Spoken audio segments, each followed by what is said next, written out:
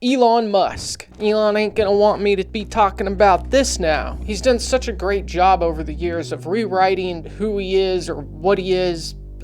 Presumably, it seems that his story over the years has sort of fallen apart in the public eye, no matter what the truth is. And I'm certainly not going to get into all of it here, but I think we all know. It's like one of those movies where at the end it says based on a true story, and you're like, what parts were true? Like, you know, some of it was true, it was based on truth, but like how much of it is actually true? The story goes that Elon got to Canada with everything he owns on his back. He was broke, but he was there to take on the world of capitalism and change the tech industry and go to Mars. He already had his vision for the tunnels and the cars, and he was going to invent electric cars, and he was going to invent the rockets to go to Mars and colonize and save the human race. But he was broke, and he went on and pulled himself up by his bootstraps, and next thing you know, he's the richest man on the planet. I mean, maybe there's some truth about something there about his feeling of like being lost in Canada away from his family, and maybe at the time he was young, he was probably just getting out of adolescence at that point, pushing away his family, and he seems to have still done that. I know he seems to very much not like his dad. For Elon Musk and his brother's first big company,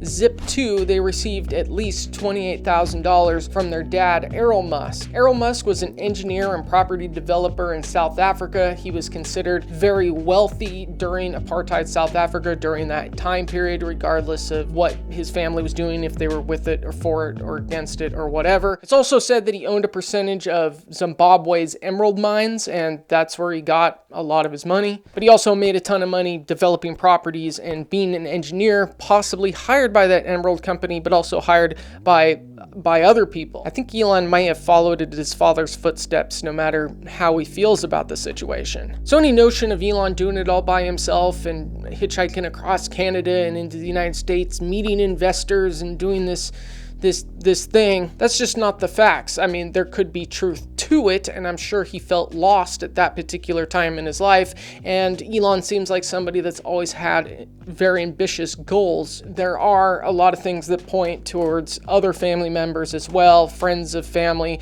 also giving him large sums of money. Now, these sums of money obviously aren't that much money, and there's a lot more people that can get $28,000 versus, say, $250,000 like Jeff's parents. But still, my parents weren't going to do that. Again, not holding it against these guys. I'm just like, when they tell the story, I wish they would tell the full story so people could have context. And also, I think they like to downplay the involvement that his father had at the beginning, and his upbringing for that matter. When you see yourself a certain way, especially as a child, it becomes easier to continually see yourself in a certain way going forward. I think that works in both positive and negative ways, right? He sees himself as worthy, but he also sees himself better than others. So it's kind of two sides of the same coin. So like, subscribe, and I'll either see you in the next video or I'll see you in the next live, but hopefully in the next video.